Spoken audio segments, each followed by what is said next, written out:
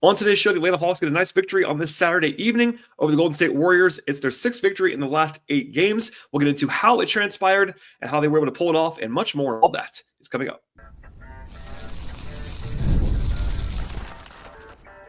You are Locked On Hawks, your daily Atlanta Hawks podcast. Part of the Locked On Podcast Network. Your team every day. Hello, friends. Welcome to episode 1936 of the Locked On Hawks podcast. I am your host, Brad Rowland, coming to you deep into the night here on a Saturday evening into Sunday here in late March. And today's podcast is brought to you by the folks at Monarch Money. Take control of your finances right now with Monarch Money and use code LOCKEDONNBA at monarchmoney.com. 50% off your first year. Check it out now at monarchmoney.com. I also want to encourage you at the top of the podcast to make us your first listen each and every day here at Locked On Hawks. Check us out and subscribe to the show anywhere you find your podcasts. That includes Apple and Spotify on the audio side. We're also on YouTube, so please like this video as you're watching it. And of course, please help us to spread the word about the podcast to anyone in your life that enjoys the Atlanta Hawks. And we'll dive in now to what became a very nice win for the Hawks. 124-115 at home on this Saturday against the Golden State Warriors after a 3-day break between games.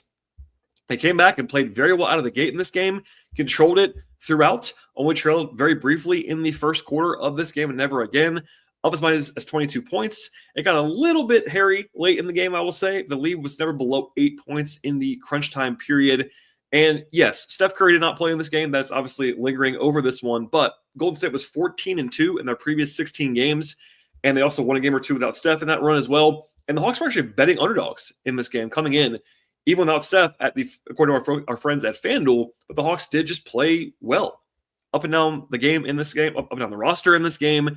Not a whole lot of negatives to point out. Of course, there's always context. I have my own observations along the way. But if you're a new listener diving in now, it was a good win for the Hawks and their 6th win in the last 8 games, firming up their position in the Eastern Conference, in the Southeast Division, et cetera, et cetera. And of course, again, it came after a 3-day hiatus. If you missed it, I did an NBA draft focus episode, a 2-parter actually with my friend Ben Pfeiffer that dropped a couple of days ago. That was kind of to bridge the gap between the three-day break between games. But the Hawks now have a back-to-back heading into Sunday that we'll get into later on. But big picture, a very, very good win and also a really strong offensive performance from the Hawks in this game. The Warriors are quite good defensively.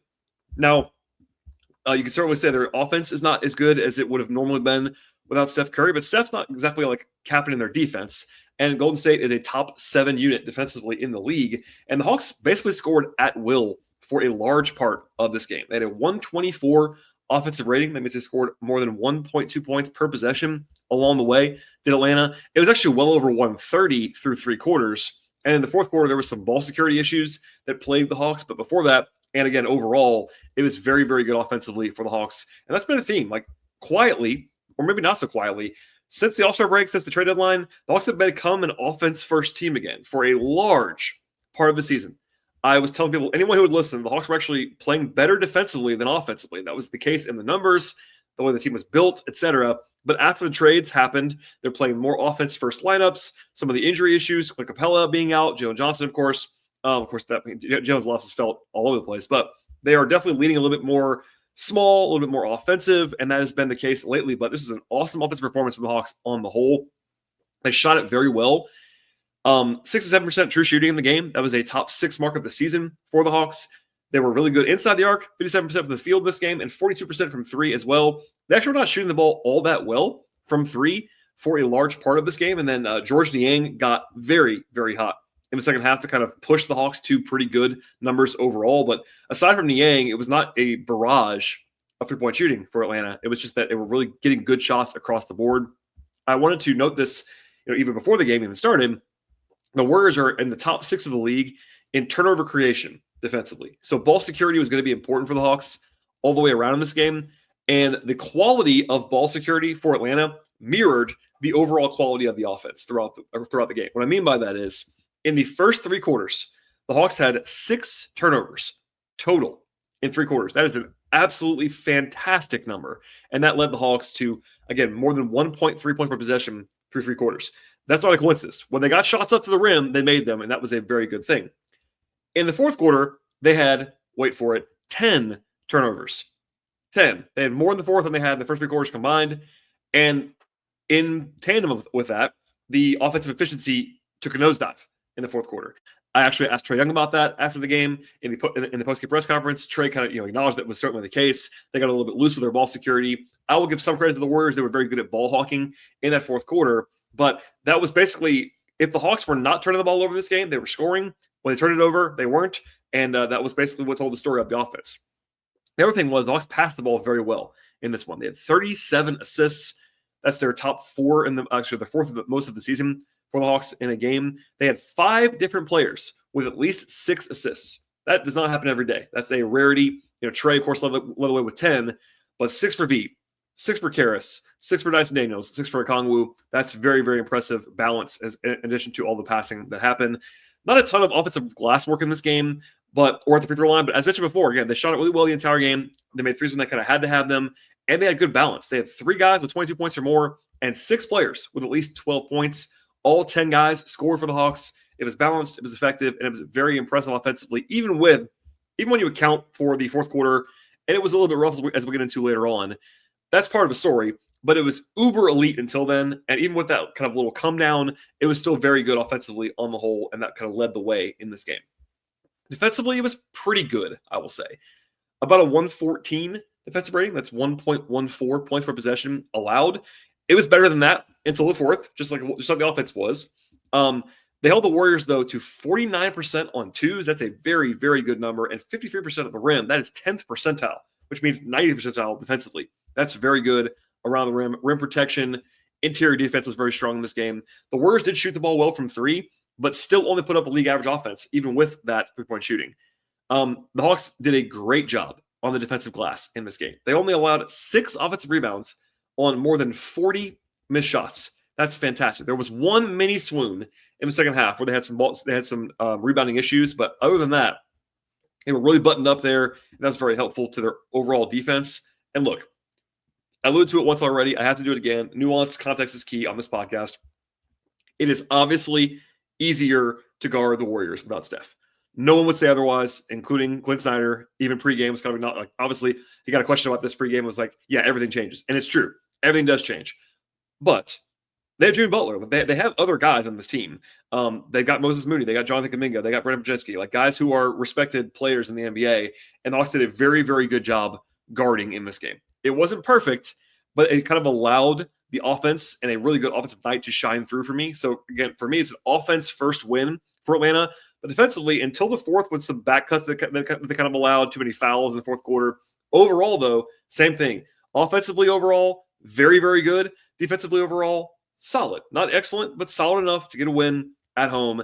And by the way, with this victory, the Hawks are now back ahead by a game and a half over the Magic in the Southeast Division. And for the 7 seed, quietly, by the way, this will be the last time I'll do this on the podcast today, the Bulls are currently the 9 seed in the East.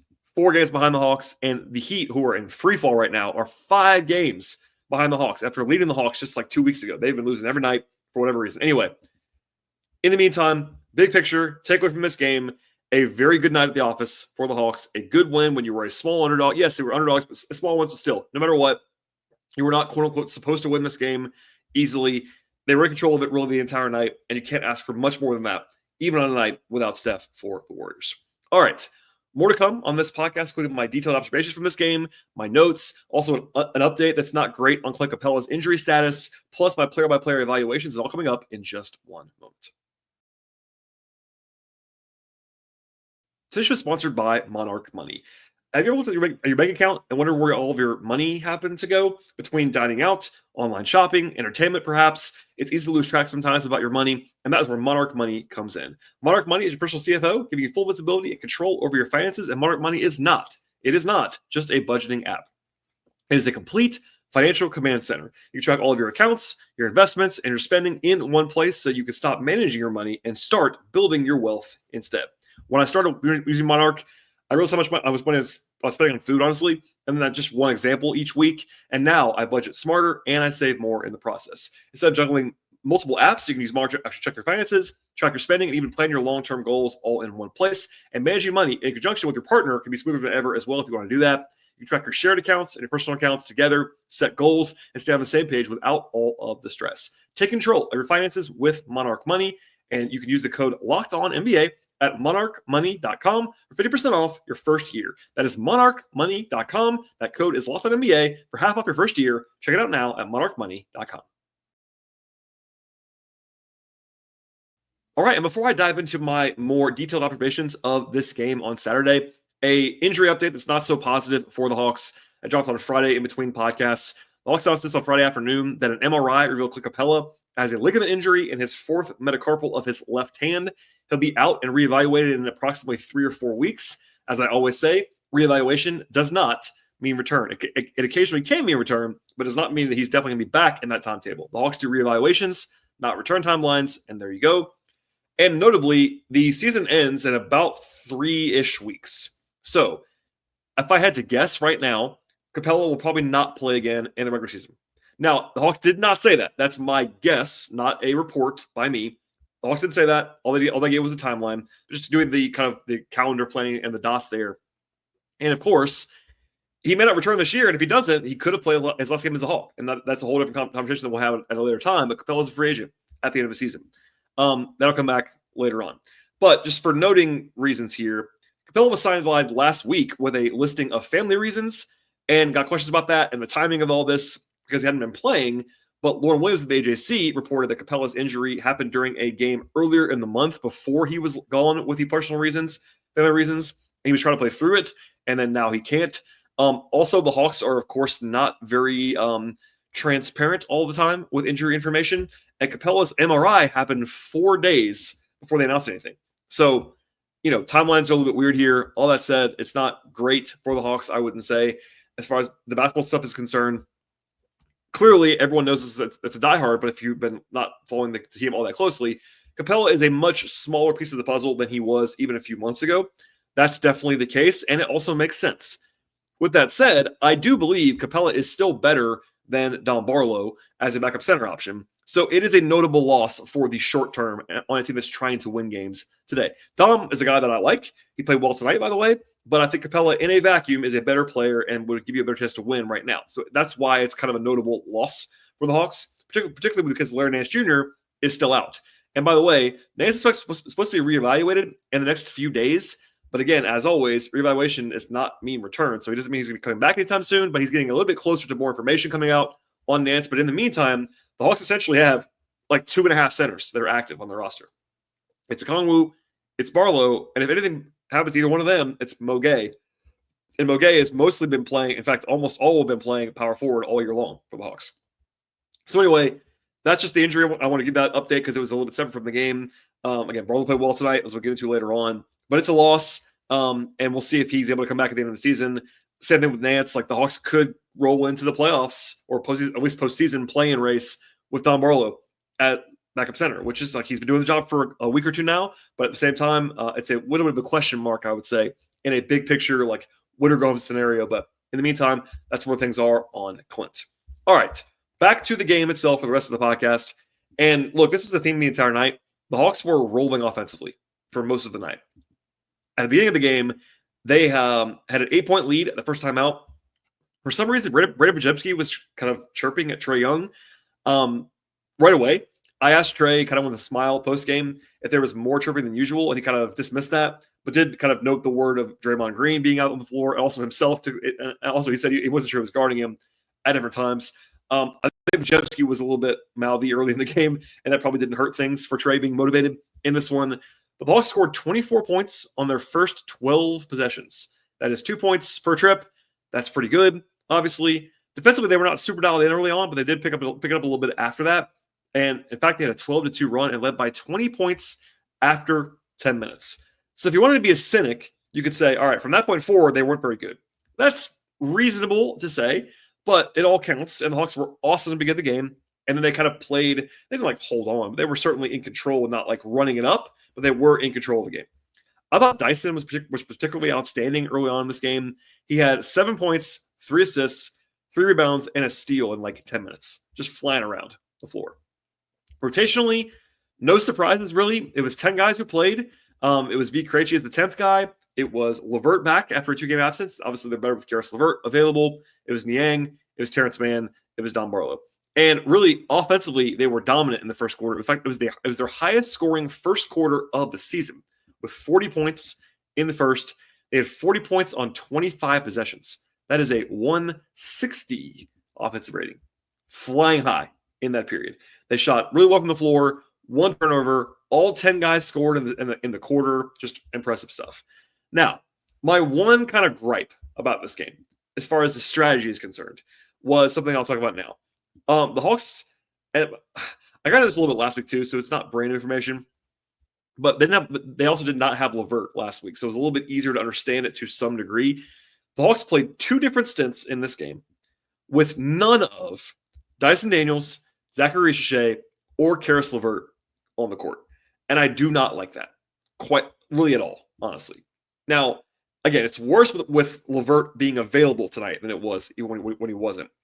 But there's just no reason, in my opinion, to play a group with those three guys all on the bench, sans foul trouble. Because, yes, Terrence Mann is not like meaningfully worse defensively than like Richichet or LeVert right now. Like, he's worse, I think, a little bit, but he's a pretty good defender. And I'll give the credit also on this to ATL29, my colleagues over there, Tower Jones, Kevin Chenard, Glenn Willis talked about this a lot actually a couple days ago. But Mann is being asked to basically be Dyson on second units. Like, basically, let's just use this as an example. It was Trae Young, Vit Krejci, Terrence Mann, Georges Niang, and Don Barlow. With respect to those guys, the only guy who is an average defender on that group is Terrence Mann. Vit is like okay sometimes in certain matchups. Like, he's not terrible, but he's also kind of slight for a wing. Trae is Trae. He's gotten better, but he's not a good defender, as we all kind of know. Niang is not terrible, but he is slow-footed and is kind of limited defensively. And Barlow is below average at center. So, look, is that the worst defensive five I've ever seen? No. But when you don't have a single plus defender, like I think Man's just like pretty good, nothing great, you're asking him to do a lot on that unit. And it's not going to work out very well. And again, it didn't work here either. Now, they did at least try it with Mo Gay in place of Niang, which is a little bit better. But even then, I just wouldn't do it. So that's long story short. I'll try not to be super long on this podcast. There is no reason, in my opinion, to play when you have LeVert, Dyson, and Richichet all available to play with none of them on the court. And that happened twice in this game. Didn't love that. Obviously, they still won the game, but just wanted to at least note that. Also, they brought Okongwu back in pretty early. I like that because I think they were probably asking Don to play 20 minutes in a row recently, and they didn't in this game. The lead was down to like 11 mid-quarter in the second quarter. They gave up a lot of points at one stretch in that second quarter. But mostly, it was kind of like offensively pretty good, defensively a little bit shakier, but they're still up by 12 at halftime. Okongwu had one of the best highs of his career production-wise. He had 18, 6, and 5 at halftime. That's like some rarefied air stuff for a center and a half this year. Then in the third quarter, it was not particularly awesome, I wouldn't say. They had a pretty disastrous first minute of the third quarter actually had the lead down to 6 briefly in the third quarter. They did settle in a little bit after that, but offensively, their worst stretch of the whole game actually was in the third. 8 points in 9 possessions, and kind of just like wobbly a little bit. They had some bad rebounding moments. That was the one time in the whole game they were not rebounding well defensively. And Mo Gay never came back, which I kind of predicted. When he went to the bench a little bit earlier, I looked at my friend Kevin Chenard and said, I don't think Mo's coming back in the game, and he didn't. It wasn't all Mo's fault, but he was kind of wobbly in that third period, and they used Richichet actually as the 4 in crunch time. They were up by 17 points at the end of the third because Niang got hot, as we'll talk about more in a second. They had 30 assists and, again, 6 turnovers in the first 3 quarters. Awesome stuff there. As I said before, they went to that no Dyson, no Zach, no Karis unit in the fourth quarter and wobbled a little bit. But this time around, it was bailed out because Niang was absolutely on fire. Niang hit 6 threes in about 11 and a half minutes. 6 threes. They were good looks. Niang is a great shooter, not like Steph Curry, but he's a very, very good, proven 40% three-point shooter in the NBA. So that's not like a huge surprise. I asked him after the game, was he hunting a shot more? And he actually gave a really good answer about this. It's too long for me to play. About how, yes, when you're feeling it, you kind of want the ball, but also when you're feeling it, the defense kind of reacts to you as well, even more so, and allows other stuff to happen. And it's a good reminder to people that aren't watching necessarily the same way, is that it's all connected. Gravity is a thing. He used the word gravity in his answer. He has gravity, and he had open shots this game, but he was also moving around and causing chaos, and it helped the Hawks offensively. So that was a big stretch. And I would argue that the Hawks process-wise in the second half were not particularly awesome offensively. But because Niang made those threes, it didn't matter as much. They were better though, like as far as like the down to down, play to play, the way they actually operated better in the first half and the second. But they made a lot of shots in the third quarter and fourth quarter, as it was mostly Niang. Now, I said before at the very top of the show, it got a little bit dicey in the fourth. Atlanta was up by 21 points with 7.5 minutes to go. At that point, all you need to do, it's not this easy, but all you need to do is just not make mistakes. In order to blow a 21-point lead in 7 minutes, yes, it's both teams, but you have to make mistakes, probably, to blow that kind of lead with that little time. Especially, like, Steph's not playing for the Warriors in this game to, like, break your heart with 40-footers. So, unfortunately, they did make mistakes. The turnovers were the biggest problem. They made, again, 10 giveaways in the fourth. That's brutal. The worst one I thought of them all was Vit Krejci threw a terrible pass that led right to a layup. Niang, who had been really good, turned it over as well. That led the Warriors to a three. It was an 11-0 run by the Warriors to cut actually down to 10. The Hawks had a stretch of 6 straight empty possessions. They didn't score for about 3.5 minutes. There was one unfortunate play where LeVert would have had a three-point play chance. It was called a block. Sorry, it was called a charge. Quinn challenged it. It was not overturned. I thought it was a block, honestly, but it wasn't like that clear, I suppose, to overturn it. But it was wobbly at that point in time. It was not over whatsoever. And a couple times, and Quinn said this post game as well, they made plays when they were forced into making plays. Like they had some game state things where it's like, all right, this is not comfortable anymore, and they managed to score on those chances. So, for example, it was down to like 8 or 10, and then Riche a three. Down to 8 again with 2:30 to go. Trey makes a floater that they kind of just had to have at that point in time. So LeVert made a jump shot to make it to go back from like being up by 8 up by 10. So like it never got below 8. So you could say it wasn't that dicey, that hairy, but it was wobbly for sure to where like if the Hawks missed one of those shots, it might have gotten a little bit weird. But it didn't. But they did allow 20 points in like 5.5 minutes.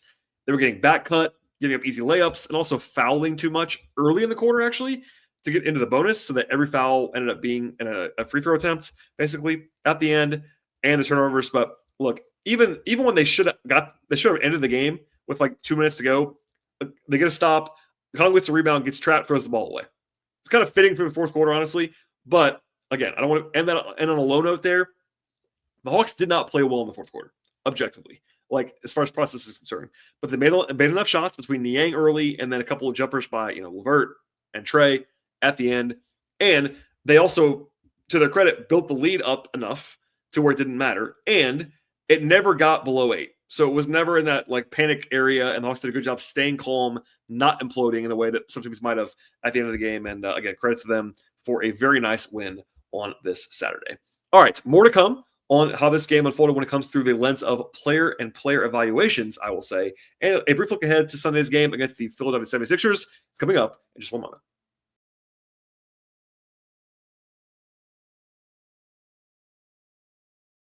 All right, and mostly good for the Hawks in this game, as you might imagine, player by player wise. The bench was not like dynamic, I didn't think. Vit was probably the guy I thought struggled the most, other than his passing, which was effective. 13 minutes for Vit. They were actually -5 in his minutes. Did have 6 assists, though. He moves the ball very well. Vit's a very, very good passer. It's by far his best trait on the court. But did have 3 fouls. I think defensively, he was really wobbly in this game to me. But, he's the 10th man. Like, that's very clear at this point in time. You have to have a backup center. And that's Dom right now. But if the Hawks were playing a playoff game tomorrow, I would probably guess they would not play Vit. That's my guess. It's not guaranteed. But with LeVert back, you kind of feel it even more. It's like, do we actually have to play Vit? And I like Vit. I think Vit's a rotation level player, but I think for pretty clearly he's the 10th guy right now. Barlow was fine. 8 points, 4 rebounds, an assist. They were +8 in his minutes. Like I thought he did a good job, even defensively. Like he was active. He was making the right plays, rebounding the ball pretty decently. I thought in this game. So yeah, I thought Dom did a good job. A couple of nice finishes around the rim. He wasn't incredible, but certainly did his job and more in this one. Terrence Mann was pretty quiet. 8 points, 3 rebounds, 4 man. He did have 4 fouls. He was part of that foul brigade in the fourth quarter. That was a little bit rough, a little bit overzealous.